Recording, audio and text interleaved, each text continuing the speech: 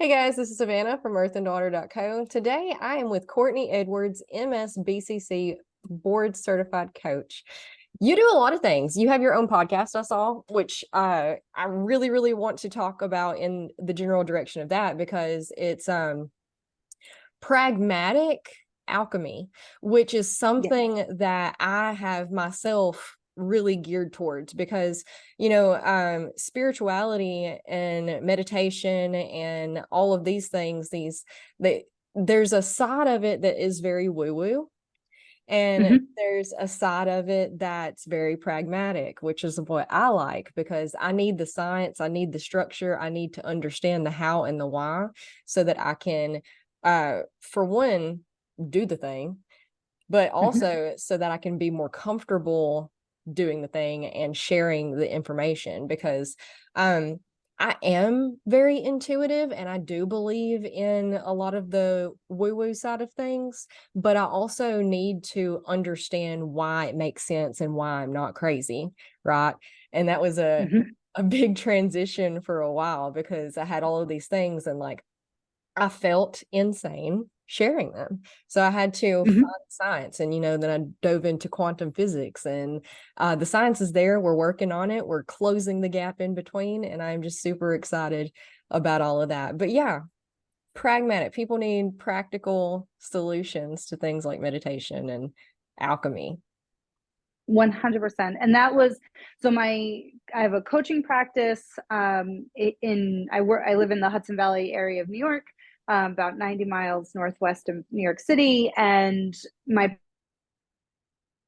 coaching because one of the core tenets of the work I do is this idea of meaning making. And to me, that is when we take the terrible shit that we live through and we insist on creating something from it, something good and whole and healthy from it. So my coaching practice is called Alchemy Coaching. And then when I launched the podcast, I wanted it to blend that. I bring therapists and coaches and astrologers and financial advisors and authors and speakers onto the podcast. And my hope is that we're going to educate folks about a whole bunch of stuff. But by the end of the episode, there will be these concrete takeaways.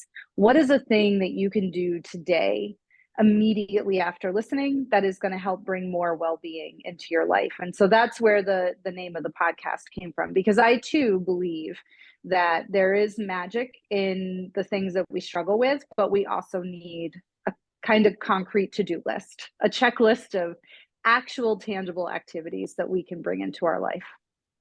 Yeah, because everything is mindset and everything starts in the mind. And it's all about your belief systems. And we can we can, if someone tells you, you do XYZ and that'll make you, it'll fix this problem, but you don't actually believe it because you don't understand how that could ever possibly fix your problem, then there's that disconnect Right. and it's not going to fix the problem.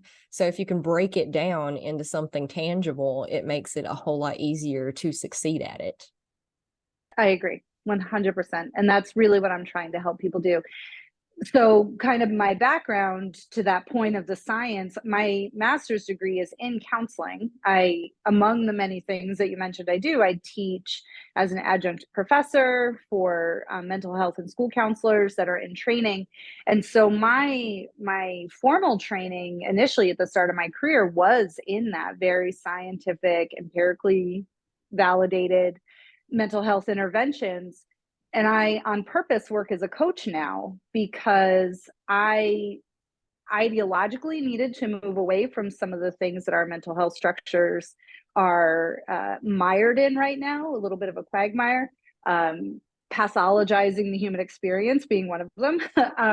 But I do think I carry with me always that sort of that balance of, having research and data that helps support the things we're doing, but then really giving people agency and seeing them as whole and healthy and complete humans that are just on a journey and maybe need some tools on that journey. Yes, you're so right. They always okay, so we want to box ourselves. And Mm-hmm. that's not really the best thing to ever do, but it is the human nature of things to try to understand.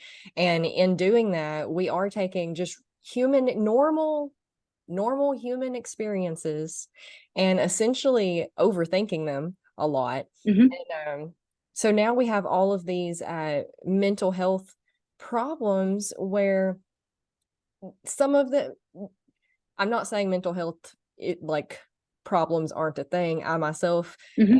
very neuro divergent and on the spectrum and all of that. So it's definitely a thing, but we want to take something that's normal and present it as a problem to be overcome rather than finding, you know, no admitting that it's normal, accepting that it's normal, and then finding ways to navigate around that instead of, like, Hmm. here you go, here's some anxiety medicine. Right. We want to make it go away. And one of the hard conversations I often have with clients, somebody will come to me with a history of trauma or a diagnosed mental health condition. And oftentimes they'll ask me questions like, is it always going to be like this? And I want to say yes, and not in a nihilistic way, but just, yeah, this is a part of who you are. It is a part of who you are. It is not the whole of who you are, but it's not something that we even would necessarily want to make go up the ways that those differences, whether it's in your neurology or your emotional history or your physiology or whatever it is, what are the ways that those things serve your life? And that's sort of what I mean by meaning making, like this idea of like it can be a superpower, right? So I just recorded a podcast episode last week where one of my guests was talking about being diagnosed with ADD, ADHD, and she has come to frame it as omnidirectional thinking, Yes. which I'm like, yes, like that's such an asset. It just needs to be harnessed, right? These things that we think are disorders or that we label with a pathologizing title, it's really just like, how do you use it in your life? Can Mm-hmm. you use it to your advantage? And can you get out of the mindset of what should or shouldn't be, what's normal? One of the classes I teach is psychopathology, which I think is so ironic and hilarious that I have such a non-pathologizing view, and then I stand there for 15 weeks every semester and help students learn how to read the DSM. But I start every semester by saying normal is a setting on the dryer. Like it's not real. It's a myth. There is no such thing as normal. I've yet to meet anybody who would fit that category. It really is just about taking the things that make you you and learning how to use them to your advantage, not letting other people tell you what you should or shouldn't be or who you should or shouldn't be. Yeah, and it's so hard. That's hard. Everybody, we look Mm-hmm. so externally. We dictate everything in our lives based on external factors, how our parents say that we should be, how our coworkers, our boss, our, the TV, the media, everything. Mm-hmm. And Mm-hmm. I mean, I think we are coming to this point in time in society and culture where we're realizing that it's all external, and we're realizing that it's essentially running in place because Mm-hmm. nothing externally driven is ever going to satisfy you and put you in a good state of mental health where you want to be. You can't find that balance outside of yourself, and you can't find it trying to follow and do what works for everybody else. You have to go in and figure out what your assets are, what your strong points are, what your weaknesses are, and Mm-hmm. navigate from there and essentially design from scratch who you are and how you live your life. Mm-hmm. Yeah, 100%. And I have children who are in high school right now, and I see so much of the earliest threads of this being in our current educational system. Everything is so standardized. There's a metric and a rubric for everything. And if you don't fit neatly into one of those squares, Mhm. then immediately the message is there's something wrong with you, and it's infuriating. It's really hard to watch. And I believe all of this is rooted in capitalism and the patriarchy and white supremacy. And, we want people to sort of fit into these neat little boxes so that they will stay in their box. Mm-hmm. So a lot of this external identity creation and these ideas about who you should or shouldn't be, it's all on purpose. Mm-hmm. And it's harmful, but that's also, I think, on purpose, because it'll keep you small. And if you are acting in concordance with who you should be, then you're not going to be fully who you are. And I think that terrifies the people who hold power. It absolutely does. And it really puts us between a rock and a hard place too, because it's, for example, I have an 8-year-old son who does not fit into boxes. He does not fit in any. He's brilliant. He is so brilliant. And that's not me being his mom, because my daughter she fits into all the boxes. She is just very boxable. Bless her heart. She's precious. She's perfect. She's very agreeable. He is just out of this world, and always has been. Like, when he was 2 years old, and this is how I try to explain people the depth of who he is. When he was 2 years old, he started crying one day, and I was like, "What's wrong?" And he just looked at me and he went, "We're all going to die one day, and I don't want us to." And I was like, "Oh my gosh, how do you have this conversation with a 2-year-old?" Right. He was just distraught and beside himself about the fact that he was like, "I'm going to die and you're going to die. And I love you and I don't want to die." And I was like, "Oh my gosh, you're two. How do we, so anyway, moving forward to my point is that, I'm really stuck between a rock and a hard place with my options for what to do with him in the school system. And I am terrified that the school system is going to crush his brilliant spark, because he's not a fighter. He's not going to fight for that spark. Because we're very similar. I fought tooth and nail from the moment I was indoctrinated until, I'm still fighting against the system and the grain and all of that. He's not. He'll just shut down. And I could homeschool him, but that presents its own issues. And then you have the contrast of what you do for one, you kind of got to do for other. But my daughter thrives in the school system. So, as a parent, we see it, but we don't really know what to do about it, right? Yeah, it's so true. And my older child, my daughter, has Down syndrome, so she doesn't fit in any of the boxes either, for a variety of reasons. And that the process, or the experience of being her mom, has views on a lot of these things. I probably aligned more with your daughter as a kid. I loved school. I was a high achiever. I, just really was happy to be there. And, Oh. So, I sort of fit into a lot of those categories pretty neatly. And then to now have to advocate for her and see how much the system fails kids like her that don't fit into these neat little categories has been really eye-opening, because it wasn't something I experienced within myself as a young person. Luckily for her, I do have to say, she makes it a million times easier though, because she's very happy-go-lucky, and she's just like, whatever. She's just happy to be there. So she's, she doesn't necessarily, I don't think she perceives how much the system is failing her as much as her parents do. Yeah. And like, we don't want to place blame on the individuals in the system per se. Like the teachers and the aides and the counselors, they're all doing the best that they can with what they have available to them. And 100%. yeah, it's just again, that's how the system was built. Like, it's how it was designed. And luckily, I mean, we can look at it from I try to be optimistic if I can. A realist optimism. But anyway, the school system as we know it hasn't been around for very long. Like, it's, what, Right. 100 years at this point. That means that we can change it.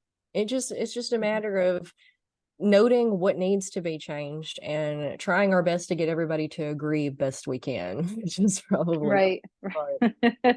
That's a tall order. Yeah, that part can be a little bit trickier, but it is all, you're right to that point. It is a newer system. I think, one of the things that you had mentioned a few minutes ago is, I do feel like, I don't know, neurodivergence, mental health issues, the fallacy of normal, I do believe that all of those ideas are having a moment.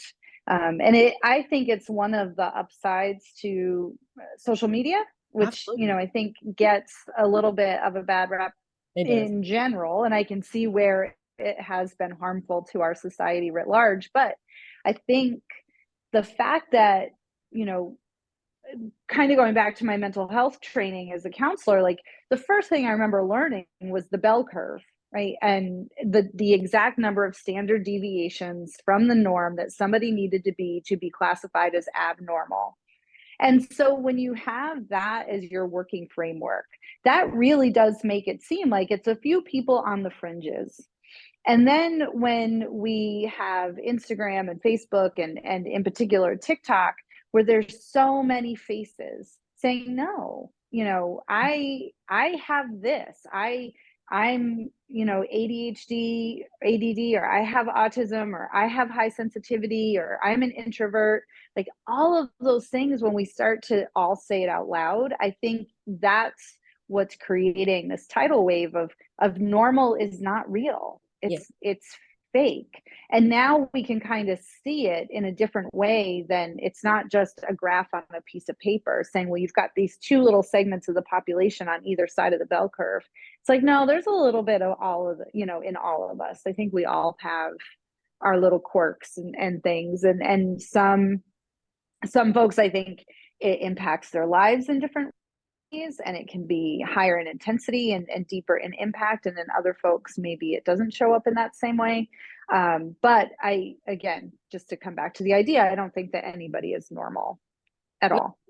I haven't met anybody who's normal.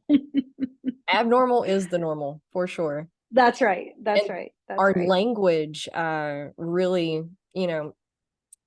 neurotypical versus Mm-hmm. neurodivergent, and attention deficit disorder, and Mm-hmm. it's not, our language around these things needs to change a little bit, and we've been talking about that in just social movements and whatnot. Everybody's talking about the language and how we need to Mm-hmm. rework it and whatnot, because language, they're spells. Our words are our spells. They're our magic. Right. They're how we I agree. the words we use dictate how we feel about ourselves and how we navigate in the world. And it's like, oh, I have attention deficit disorder. That means that I'm disorderly and there's something wrong with me. And that lowers your confidence levels, your self-esteem. And it also, for some people do fine with the language in how they act and interact with the world. Other people hide behind it and they're like, I'm disorderly. I can't. Mm-hmm. Right. Right. Yeah. I 100% agree. And early in my professional life, I was very oriented around cognitive behavioral therapy for exactly that reason, because I do think the language we use is what sort of drives our thought patterns and how that then relates to emotions and behaviors and the way that we feel about ourselves and sort of these stories that we tell. And I've moved a little bit away from strict CBT as I've gotten a little bit more trauma informed and understanding of the impact of nervous systems and some of these environmental factors and the way that that interplays with our systems as creatures. But I do often in my coaching work challenge people's language. Just this morning, I was having a session with somebody and they're going through a big transition. And they said, I'm trying to give myself permission to just be in this moment. And I was like, pause right there. Why are you trying to do it? Why aren't you just giving yourself permission to be in this moment? And is the difference. How does that feel different if you say, well, I'm trying to give myself permission versus I'm giving myself permission? Like, you're already there. And I think, to this idea of disorder and the way we internalize it, I think the more that we can use really sort of present oriented, positive focused language, we shift that bit that's inside, because now it's not, well, I'm trying to do this thing and I might not be able to, and I might fail and it might go bad, to just say, no, I'm already doing it. And that might be imperfect sometimes, but that's okay, because I showed up and I'm doing it. I'm giving myself that space. Yeah, because right now in this moment is the only thing we actually have, and we get to choose how it is. Mm-hmm. We get Yes. I'm always I work really hard. It's a learning curve. It's a process. We've spent our whole lives talking one direction, talking one way, and we've got all of these unconscious beliefs about how we talk. Like you say, you're trying because trying sounds softer and less intimidating than doing, and we don't want to be Mm-hmm. intimidated. We've been told to be small and to stay small so that we don't make anybody else uncomfortable, so that we don't come off as stuck up or cocky or egotistical or whatever. And in our effort to present ourselves as a good individual, we've made ourselves very small and feeble. Yeah, no, I agree 100%. And to your point a minute ago about, this is the reality of the situation. One of the themes that I find coming up over and over and over again in the coaching work I do is this idea of telling the truth.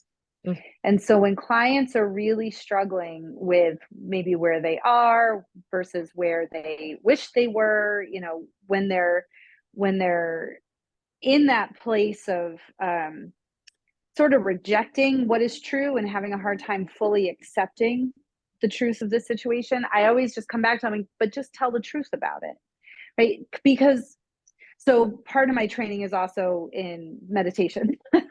As you mentioned at the start, I do a lot of things. I teach meditation. I'm a certified meditation teacher, and I'm certified in the Vipassana tradition, which is this idea of insight and awareness. And it really is just this equanimous, like, just balanced truth telling. It is what it is, exactly as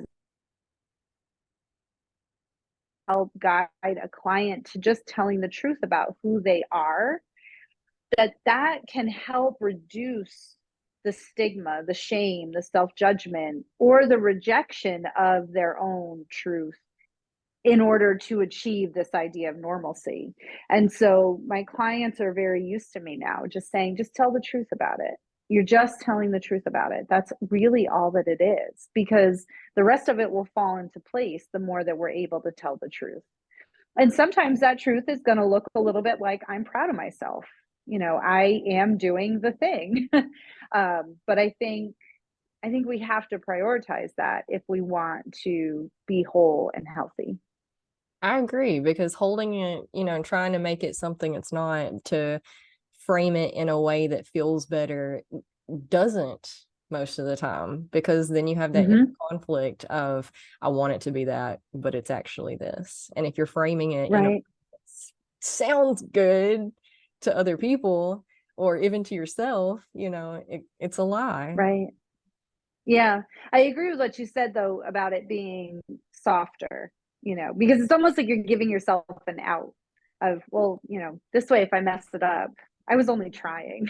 I wasn't actually, intending to do the thing. I was just trying. And I think that does sort of allow ourselves off the hook a little tiny bit, which, if that's where you are on your journey, then that's where we'll work. That's where we'll start, is how do you get from that place of, I want to give myself an out, to, I'm just going to step into this boldly and let it be imperfect if it's imperfect. Yeah, because holding yourself fully accountable is scary. 100%. Yeah, I agree. I agree. It's the scariest thing that we do. Yeah. Yeah. One of the things I've encountered a lot with like, historically, I came into this from a health and wellness standpoint. And Mm-hmm. you know, right now we're finally all pretty, what, because the internet, man, I love the internet. Again, it does have its downfalls, but everything is good or bad depending on how you use it. It's just a neutral tool until you start using it. And it has done so many amazing things to bring us not only together, like you were mentioning earlier, to see that we're all in the same boat, more or less, dealing with the same problems, but it's brought all of this information to us. And now we're seeing that the system has been set up for our failure on purpose. And Yes. 10 years ago, when I first started learning all of this, you really had to dig for the information. It wasn't readily available. And Mm-hmm. I'm just a natural researcher. I'll go down a rabbit hole for, you know, some of I read textbooks for fun. And so unless you're that type of person, and most people aren't, uh, so I would come out of these binges in books and webinars and these digging that I've done, and I would go to my grandparents and be like, what you're doing, how you're living is terrible. You're making yourself sick. We can't do this. We got to stop this, and we got to stop this, and we got to switch this. And, you know, of course, everybody thought I was crazy. Um, but now here we are 10 years later, and on one hand, they're starting to understand and recalibrate and everything, but it takes the responsibility out of someone else's hands and puts it in their hands. And that's a lot of work. That's a lot of, it's terrifying, because if I just trust this doctor, if I just trust this teacher, if I just trust the government, they will tell me how to live and what to do, and then I don't have to take responsibility, which means I don't have to make decisions, because decision fatigue is a thing, and I'm already overstimulated and overwhelmed with the amount of information that I need to know. And now I'm learning that everything that I've done, everything that I've learned, everything that I've been, you know, the way I was raised, everything I was taught is all wrong. And now I have to essentially, what is real? What is truth? And I have to rebuild everything at this point. Mm-hmm.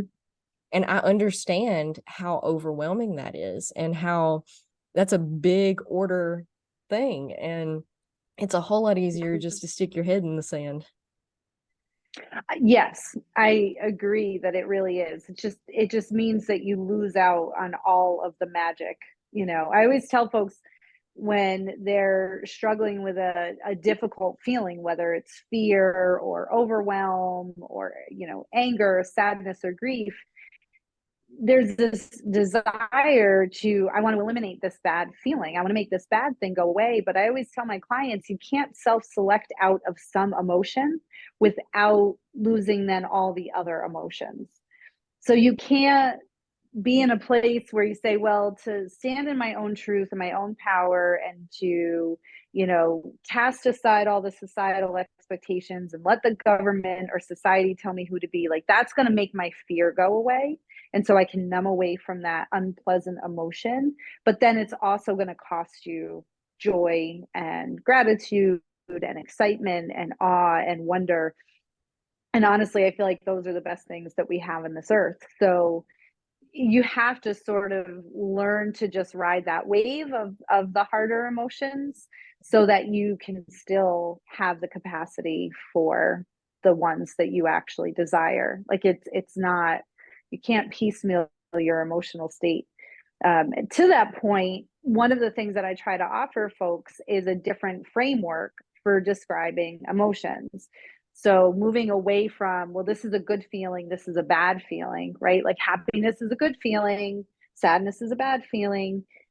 When we get into that kind of internal labeling, that's what drives that numbing behavior, the avoidant behavior, the rejecting behaviors. And so I try to help people. There's two ways that I offer to think about it. One is energy. So there's sort of big feelings, and then there's little feelings.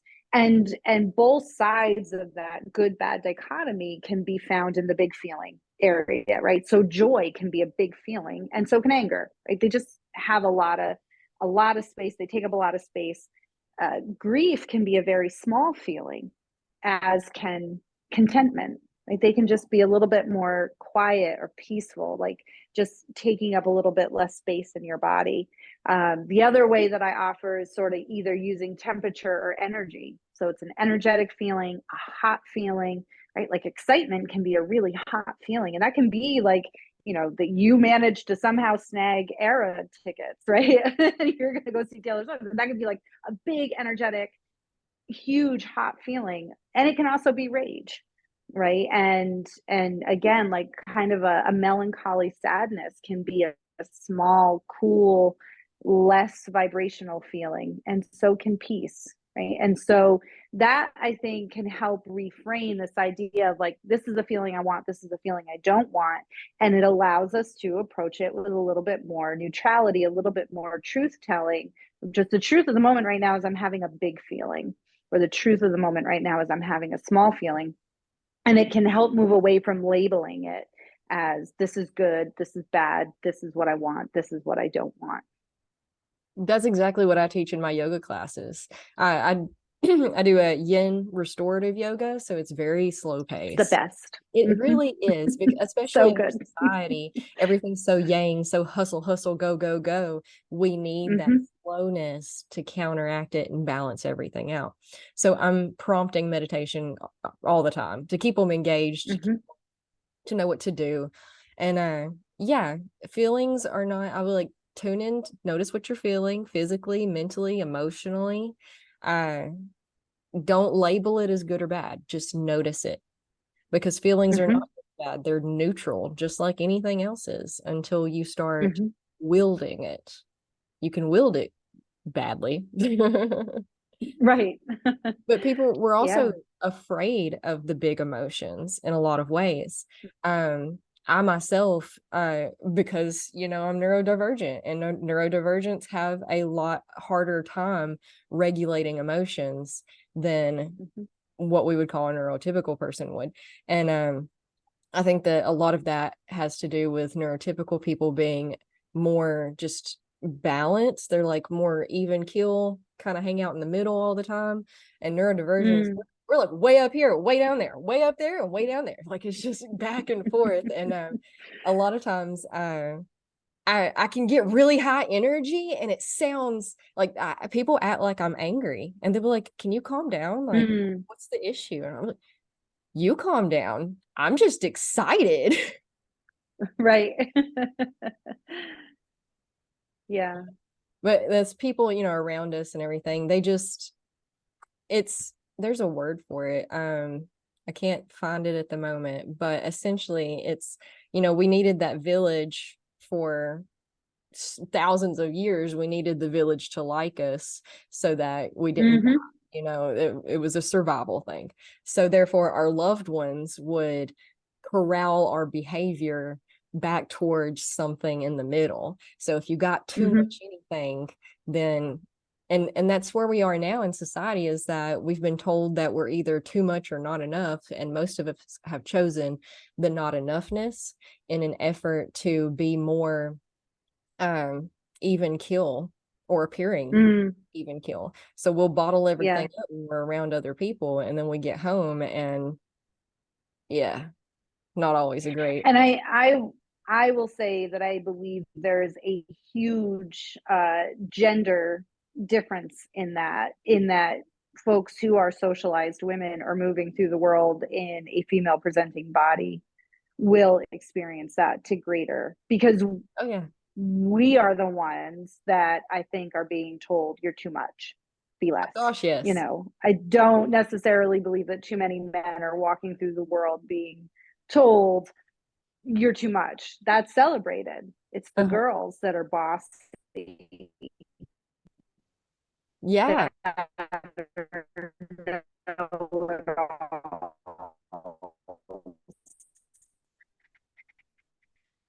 that are never supposed to brag. You're not supposed to be a fan of yourself. No, but it's it's hard. It's hard to move through the world in a female body. It is. You froze up there for a minute, and I hate that because I really like this subject. But I jump right back into it. all right, cool. Yeah, no, I definitely agree. It's mostly females that are definitely told to calm down and chill out and tone yourself down a little bit, which is hard. You know, I grew up in a Church of Christ setting, so we were Mm. especially, you know, and it's not always religious based, that it's just the patriarchy and, you know, a lot of things. But we were definitely told to be seen, not heard, and Mhm.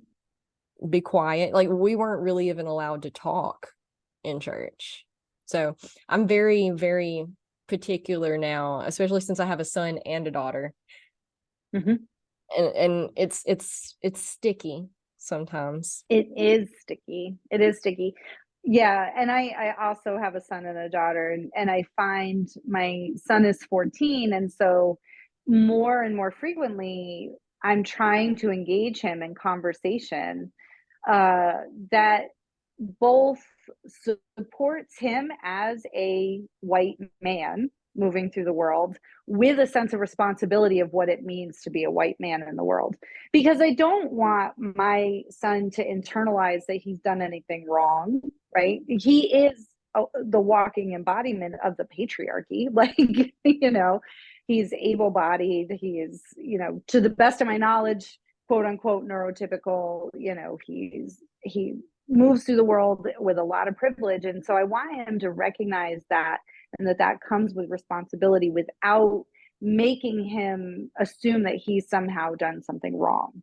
Mhm. Because I think that when we try to have conversations around particularly gender privilege, that is the reaction. Well, I didn't do it, it's not me. Like, because I think men feel like we're coming at them with accusation, and so, you know, having a emerging adult male in my house has given me a lot of opportunity to think about, well, how can I craft that message in the way where he can actually hear it and then respond to it in the way that I hope he'll move through the world, you know. So it's tricky. It's those are sometimes really difficult conversations to have.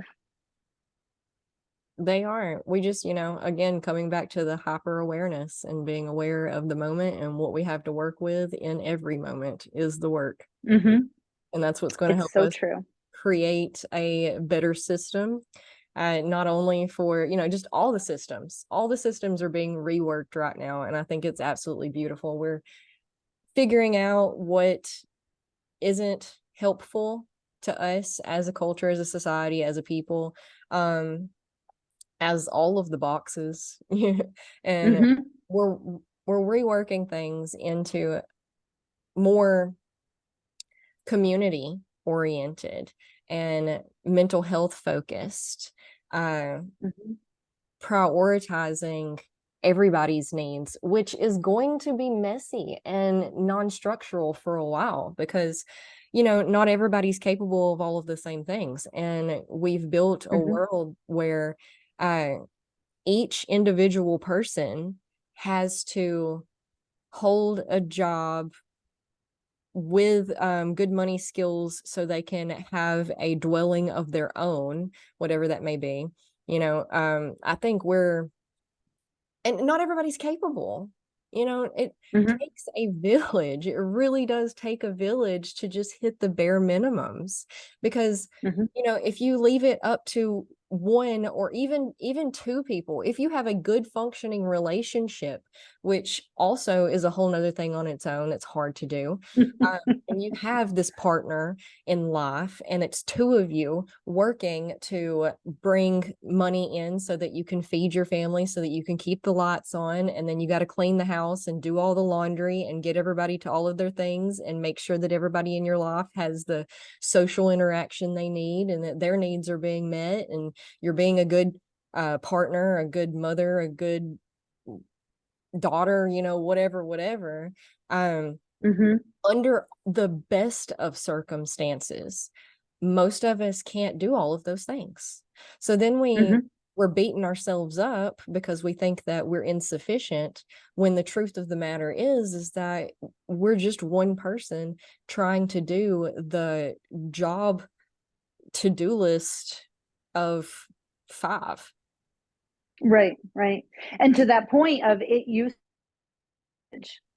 So we weren't in that position. We're so siloed now into our, 1,500 square foot structures, and we're not connected. Like that sense of community has deteriorated so much even prior to COVID, but definitely post COVID. I think people are more isolated and siloed off than ever.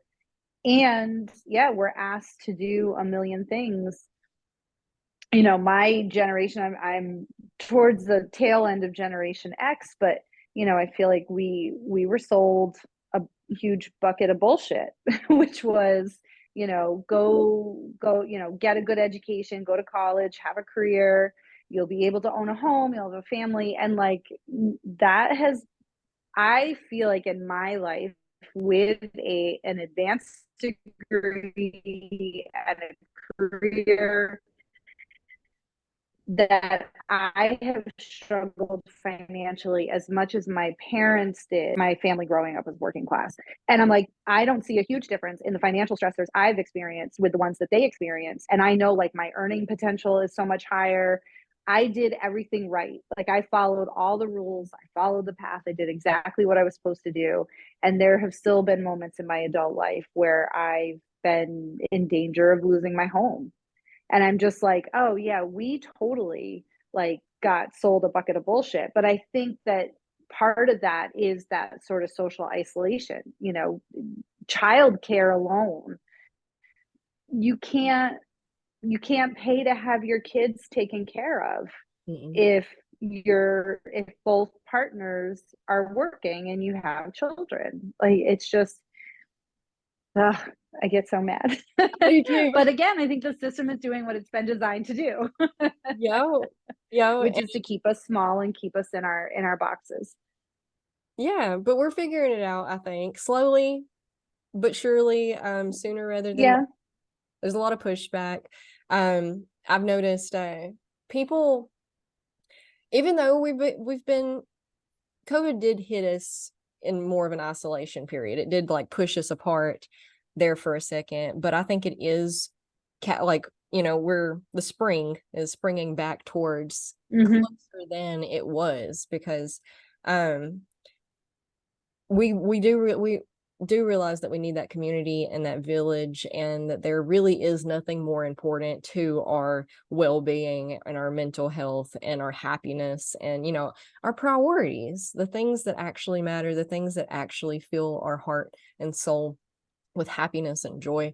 And that's not easy, because that means Mm-hmm. learning how to get along with each other, and that presents its own problems. And in a lot of ways, we're really quick to cut people off these days. We're really Mm-hmm. quick to not find a middle ground to find balance in the relationship. And but I've Mm-hmm. noticed that we're getting new neighbors all of the time, not because people are moving out and new people are moving in, but because people are taking in family members and friends that are, we can't do it all by ourselves. And Mm-hmm. some people are really high functioning and seem like they have all of the parts, and those are like your base. Like me and my husband will fall into that, and it's not that we've done anything differently than anybody else, other than like we just go go go go go go go more than everybody else. So we Mm-hmm. don't watch TV. We don't have downtime. We're just from the moment we get up in the morning, we're just very disciplined individuals. That it's like, Mm-hmm. okay, XYZ needs to get done, so XYZ is what's going to get done. And then you have other people who don't function like that, which is Right.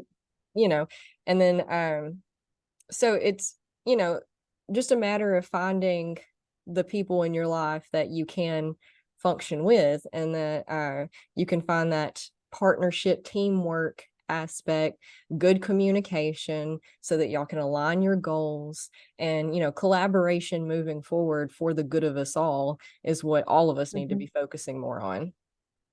Right. Right. The two things that came to mind when you were saying that, one is, I try to use a framework of like when looking at somebody's functioning level, like to ask the question, like, are they just more well resourced Hmm. than folks who maybe it looks on the surface like they're struggling? It just really might mean that they're not as well resourced. And that can be an internal sense of resources. It can be intellect, it can be physical ability, it can be financial, it can be family support. For example, don't really live close to any family. Most of my family is at least an hour away. My parents are 16 hours away. So, when it comes down to needing a help with childcare, I'm often on my own. And thank God my kids are getting older, because now I can leave them home alone a little bit. But, for a few years there, it was kind of tricky because I didn't always have that resource, available to me to be able to do the things that I needed to do. But the bigger point I wanted to make to your idea of how we connect to each other, I really have, over the last few years, started to embrace this concept of curiosity, which again comes to me like my pathway to curiosity as a practice came through meditation, because in Buddhism there's this idea of beginner's mind, which is basically just assume that you don't know. And so when I'm meeting new people, or in particular when I'm feeling bristled by someone, if I'm encountering somebody and they're evoking a reaction, particularly one that feels icky, that I will often ask myself, like, I wonder, just that phrase, I wonder what their story is. I wonder where they're coming from. I wonder how they're seeing the world. I'm wondering what it was on their journey that led them to this moment that they're now, giving me the finger as we're driving down the roadway together or something, like, but really just trying to approach other people, my own internal experiences, the world around me, with this idea of curiosity, and not assuming that I know all the answers, but just wondering what might be available to learn. And I think that that is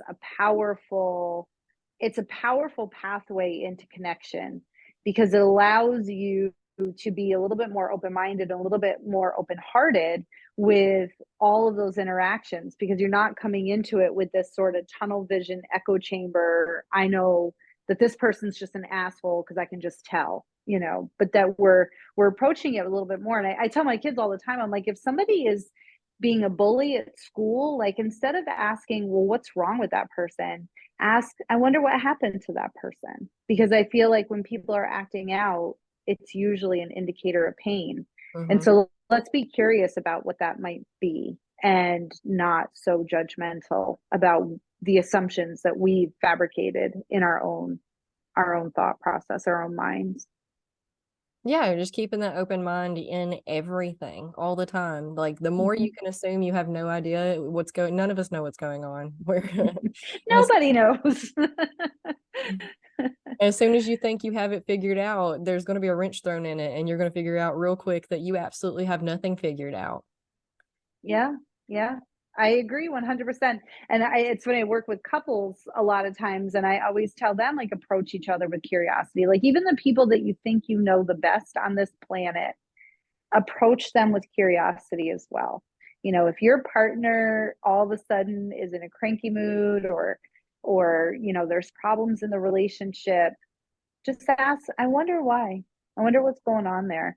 And I think this idea of wondering leads to an experience of wonder, which to me is tied in with awe and gratitude, and just this idea of, like, the world is really magnificent. We just have to want it to be magnificent. Honestly, yeah. If we're determined it's terrible, then it will in fact be terrible. But if we can approach it with some curiosity, open up the door to wonder, we might actually find that there's a lot there to sit and be awestruck by.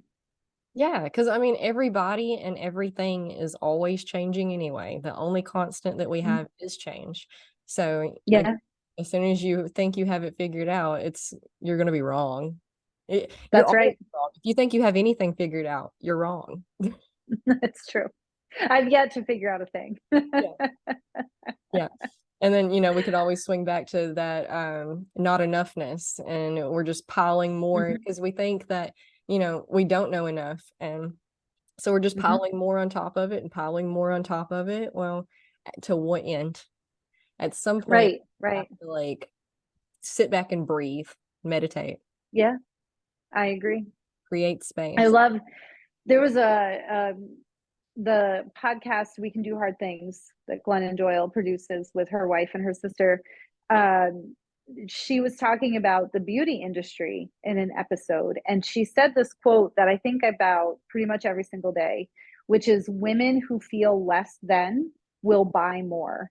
And Mm. I was like, damn, like, and that can actually be applied to everything. And she was talking particularly about like cosmetics and the diet industry and all those sort of, you know, the facade that we offer the world. But I was like, that really can be true of anything. Whenever we're in a position where we're feeling less than or that there's not enough, then we're going to chase more instead of just being able to just sit with what is and allow it in to be celebrated and to be enough, even if the world is telling us something different.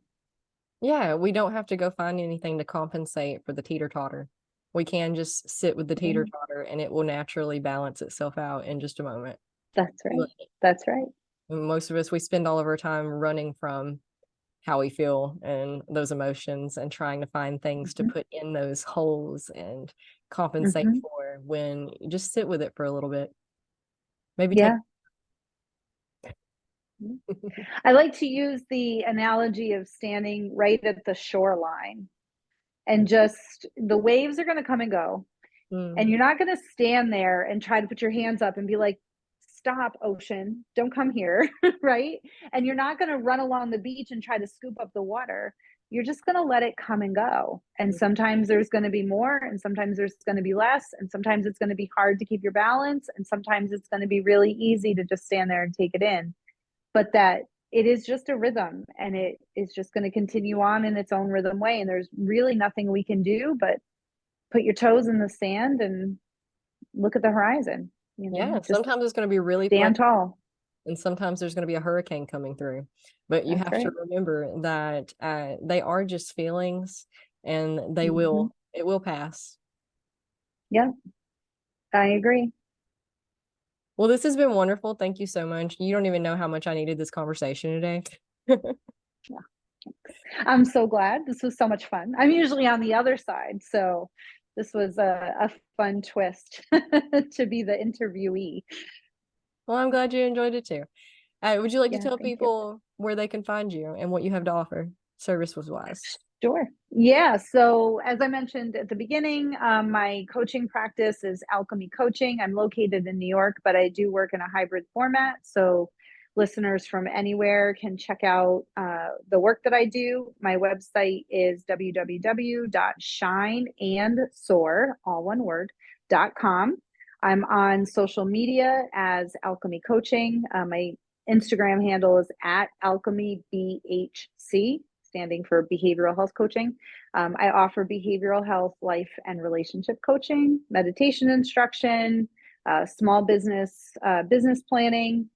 I do speaking engagements, workshops out in the community, all kinds of things. And I host a podcast called Pragmatic Alchemy. New episodes come out every Wednesday, and it's on all of the platforms. So listeners can find it wherever they are listening to podcasts. Awesome. And I will definitely link all of that around. So it'll be easy. Excellent. I appreciate that. All right. Yeah. Well, you have a This great, was so much fun. Thank you.